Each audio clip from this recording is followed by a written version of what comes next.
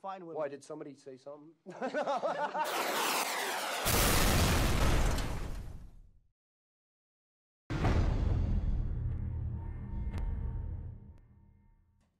Hi all, well here it is, the end of 2012.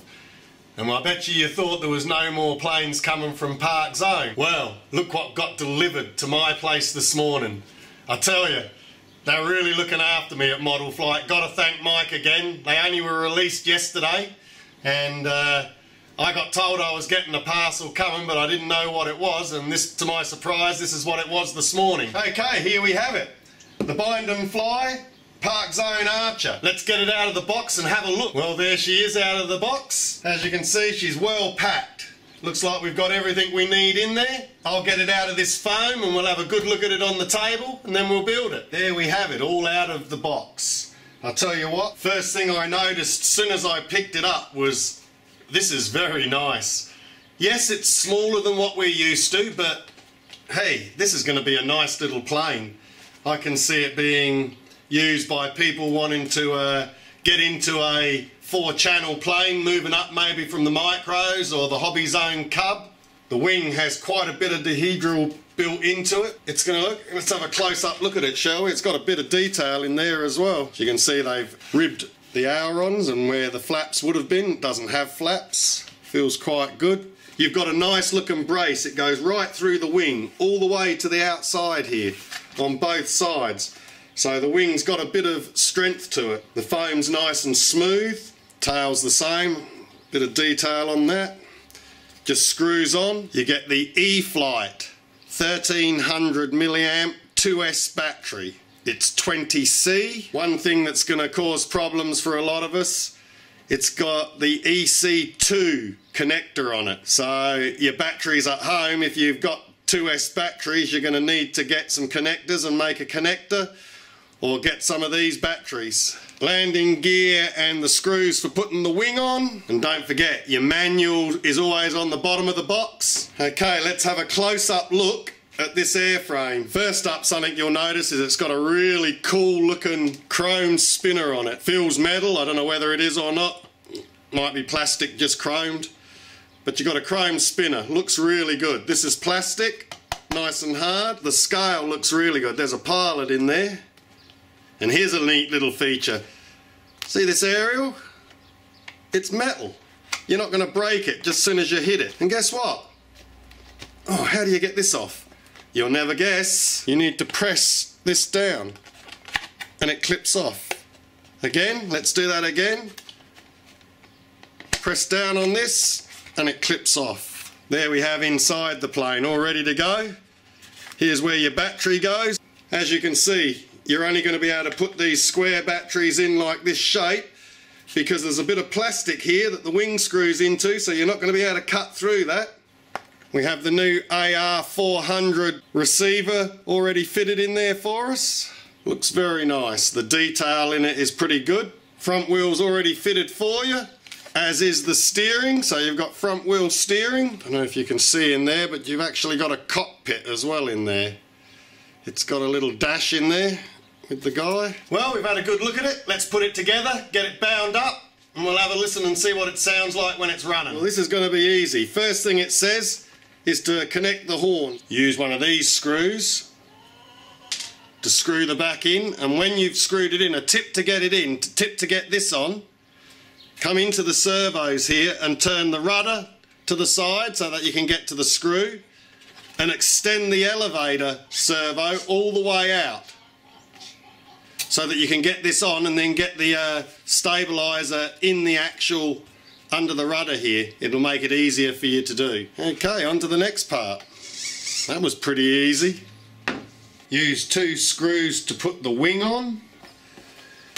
Right, after you've tightened them up, just snap the wheels into position, and there we have it. That's that done.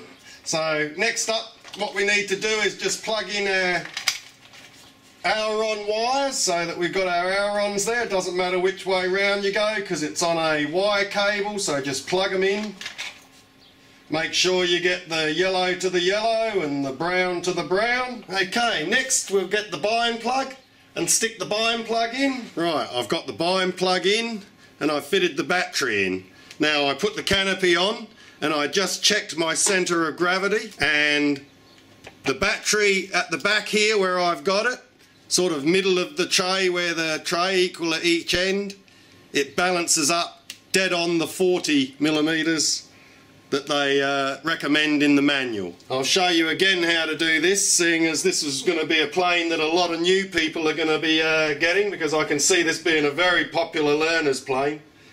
Plus it's going to be great for you guys who work, might have a small car, go to work, just want to throw it in the boot so that lunchtime you can have a quick fly. It's a little bit bigger than the micros, but still quite flyable in a small area. Anyway, I've set up a channel on the DX8 for it. So let's go ahead and do this procedure. We all know how to do it. We connect the power. The light will flash on your receiver. Make sure all controls are at neutral. Hold your bind button down and turn on. Okay, we're all bound. Okay, we're all bound up. So first thing we do is we take the bind plug out. Now to check the control surfaces. So left arrow on, right arrow on, it's round the wrong way. Left rudder, right rudder, that's correct. Up and down's correct. So it's only my aileron, so I'm going to go into my servo setup and I'm going to reverse my aileron. Right, now let's check again. Left, right, up, down, left, right. Yep, everything's working right now. Let's check our surfaces. Trim is down a fraction. It needs to come out a little bit, so I'm going to have to just adjust that a fraction. So always check your trims before you fly. Right, when you have adjusted it, make sure you put it back on the right hole, which is the third one in for the elevator. Check in your manual and slide your rubber up to make sure it's connected good. There, we have that nice and level now, so now all the control surfaces are looking good. Let's stick that canopy back on, and there she is, all built. Doesn't it look good? That is a beauty. I wonder what she sounds like and what the power feels like. Ooh, fairly smooth.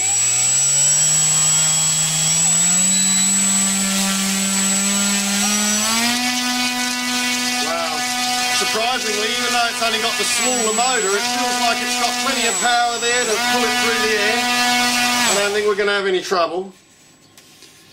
Yeah, she looks quite nice. Okay, so there we have her. The new Parkzone Archer 2. It looks really nice. I must admit, I was wondering about it being small to start with, but I can see this being a very popular plane. If you want to start with a low wing 4-channel aileron trainer, I think this is going to be the plane that you go up to after you come from your 2-channel planes. And plus it looks quite neat too, doesn't it? Again, I'd just like to thank Mike from OMP for supplying us this Parkzone Archer to bring to you guys. I mean, let's face it, it only came out yesterday and here it was delivered to me today to be able to give you this review. So a big thank you to Mike from OMP, and I think you guys are going to like this one. It might not be everybody's cup of tea, but I think it's going to be quite a nice, popular plane. Keep an eye out for that maiden. That's what's up next. Hopefully this weekend we'll get some good weather and we'll see how this baby flies. Okay, so that's about all from me. Thanks everybody for watching. Please subscribe, share this, tell your friends about it, and we'll be back soon with the maiden. Catches.